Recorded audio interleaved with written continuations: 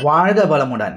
திருமண வரம் அருளும் கார்த்திகை ஞாயிற்றுக்கிழமையின் வழிபாட்டினை இந்த ஆன்மீக பதிவினில் முழுமையாக அறிந்து கொள்வோம். கார்த்திகை மாதம் திருமண மாதம் என்ற சிறப்பு பெற்றது. இம்மாதத்தில் விருட்சக ராசியில் சூரியன் சஞ்சரிப்பதால் தான் திருமணம் செய்வதற்கு உகந்த மாதம் என்று புகழப்படுகின்றது. பல சுபகாரியங்களும் பண்டிகைகளும் கார்த்திகை மாதத்தில் அதிக அளவு கொண்டாடப்படுகின்றன. கார்த்திகை மாதம் ஆன்மீக சிறப்புகள் நிறைந்த மாதம். கார்த்திகை மாதத்தில் தான் ஐயப்ப பக்தர்கள் சபரிமலைக்கு மாலை அணிந்து விரதம் இருப்பார்கள். சிவ வழிபாட்டுக்கு உகந்த மாதமும் இது. இந்த மாதத்தில் தான் சிவனுக்கு சங்காபிஷேகம் நடத்தப்படுகிறது. இந்த சங்காபிஷேகத்திற்கும் மற்ற அபிஷேகங்களுக்கும் உரிய பொருட்களை வாங்கி கொடுத்தால் அஸ்வமேத யாகம் செய்த பலன் கிடைக்கும் என்பது ஐதீகம். கார்த்திகை மாதத்தின் திங்கட்கிழமைகள் அனைத்திலும் நடைபெறும் சிவ வழிபாடு சிறப்பு பெற்றது. சோமவார விரதம் இருப்பது சிவபெருமானின் அருளை முழுவதுமாக நமக்கு பெற்றுத்தரும். தீபத் திருநாளான திருக்கார்த்திகை திருவிழா கார்த்திகையில் கொண்டாடப்படுகிறது. திருவண்ணாமலையில் பரணி தீபம் ஏற்றப்படுகிறது. மகாவிஷ்ணு பிரம்மா இருவருக்கும் ஜோதி பிழம்பாய் சிவபெருமான் காட்சியளித்த மாதம் கார்த்திகை மாதம்தான்.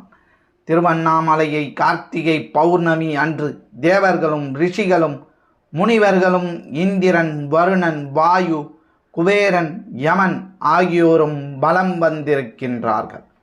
மகாவிஷ்ணு மகாலட்சுமியுடன் வலம் வந்திருப்பதாக புராணங்கள் கூறுகின்றன. முருகப்பெருமானை வழிபடவும் கார்த்திகை மிகவும் ஏற்ற மாதம். முருகப்பெருமானை நினைத்து கார்த்திகை மாத கிருத்திகை நட்சத்திரம் தொடங்கி ஒவ்வொரு மாதமும் கார்த்திகை நட்சத்திரத்தில் விரதம் கடைபிடிக்கப்படுகிறது. முருகப்பெருமானை வளர்த்த கார்த்திகை பெண்களின் நினைவாகவும் இந்த திருநாள் வழிபாட்டுக்குரியதாகிறது. இந்த நாளில் கிழக்கு நோக்கி தீபம் ஏற்றினால் கஷ்டங்கள் விலகும். மேற்கு திசை நோக்கி ஏற்றினால் கடன் தொல்லை நீங்கும் என்பது ஐதீகம். கார்த்திகை மாத துவாதசி நாளில் மகாவிஷ்ணு துளசி தேவியை திருமணம் செய்து கொண்டார் என்பதும், கார்த்திகை மாதம் முழுவதும் துளசியால் மகாவிஷ்ணுவை பூஜை செய்து வழிபட்டால் நிறைவான வாழ்வை தருவார்.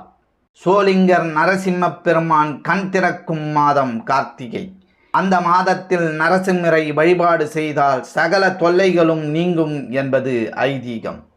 ஸ்ரீரங்கத்தில் பெருமாள் சக்கரத்தாழ்வார் சன்னதியில் எழுந்தருளி கார்த்திகை கோபுரவாசல் பக்கம் கட்டப்பட்டிருக்கும் சொக்கப்பானை ஏற்றப்படும் காட்சியை கண்டு மகிழலாம். கார்த்திகை மாதம் முதல் ஞாயிறு தொடங்கி 12 வாரங்கள் ஞாயிறு விரதத்தை கடைபிடித்தால் நவகிரகங்களால் ஏற்படும் தோஷங்கள் நீங்கி சிவசக்தியின் அருள் கிடைக்கும். கார்த்திகை மாதத்தில் இல்லத்தில் 2 வேளைகளில் விளக்கேற்றுவதும் அனைத்து மங்களங்களையும் தந்து வாழ்வை ஒளிமயமாக்கும். வாழ்க்கை சந்தோஷமாக அமைய வேண்டும் என விரும்புபவர்கள் கடைபிடிக்க வேண்டிய விரதம் உமா மகேஸ்வர விரதம். வாழ்க்கையை சுபிட்சமாக மாற்றக்கூடிய இந்த விரதத்தை எப்படி கடைபிடிக்க வேண்டும் என்பதனையும் இந்த ஆன்மீக பதிவினில் நாம் அறிந்து கொள்வோம். இணைந்து பயணிப்போம் ஸ்ரீ ஞானவாசல் யூடியூப் சேனலோடு.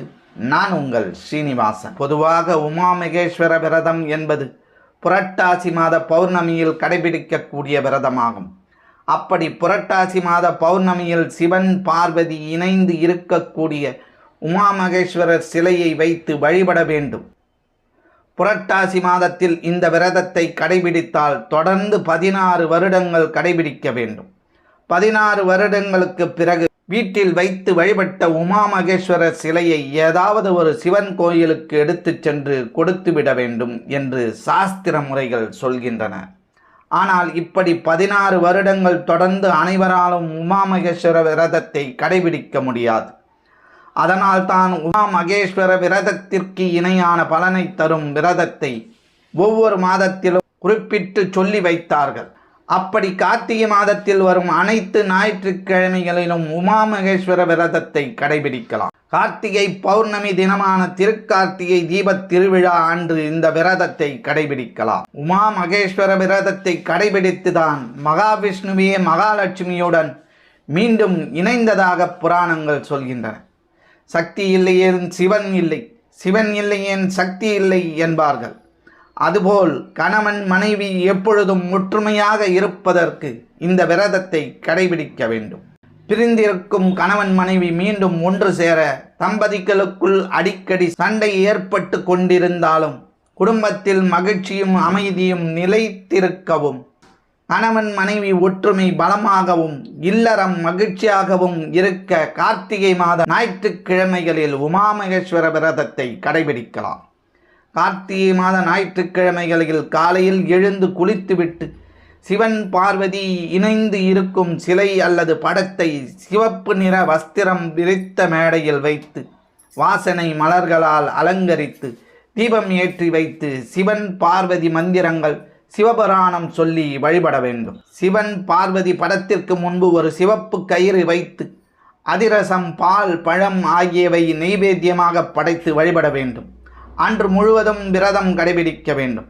அன்றைய தினம் வயதான தம்பதிகளை வீட்டிற்கு அழைத்து உணவளித்து அவர்களிடம் ஆசி பெற வேண்டும். தம்பதிகளாக இல்லை என்றால் யாராவது வயதானவருக்கு உணவளித்து ஆசி பெறலாம். பிறகு மாலையில் சிவன் பார்வதி படத்திற்கு முன் விளக்கேற்றி வைத்து ஏதாவது நெய்வேத்தியம் படைத்து சிவன் பார்வதியை மனதார நினைத்து வழிபட்டு விரதத்தை நிறைவு செய்து கொள்ளலாம். இந்த முறையில் கார்த்திகை மாத ஞாயிற்றுக்கிழமையில் வரும் விரதங்களை அனுசரித்து இறையருள் பெற்று வாழ்வில் வளமோடு வாழ்வோம். இந்த பதிவினை உங்கள் உற்றார் உறவினர் நண்பர்களுக்கு பகிர்ந்திடுங்கள். இந்த பதிவினை பற்றிய உங்களது மேலான கருத்துக்களை எங்களுக்கு பதிவிடுங்கள். மற்றும் ஒரு ஆன்மீக பதிவில் நாம் அனைவரும் சந்திக்கும் வரை உங்களிடமிருந்து நன்றியும் வணக்கத்தையும் கூறி விடைபெற்றுக் கொள்வது ஸ்ரீ ஞானவாசல் ஸ்ரீனிவாசன். நன்றி, வணக்கம். எங்களுடைய பதிவு உங்களுக்கு பிடித்திருந்தால் லைக் பண்ணுங்க, ஷேர் பண்ணுங்க. மீண்டும் தொடர்ந்து இது போல பல பதிவுகளை பார்ப்பதற்கு எங்கள் சேனலை சப்ஸ்கிரைப் செய்து பெல் ஐக்கானை கிளிக் செய்து கொள்ளவும். நன்றி, வணக்கம்.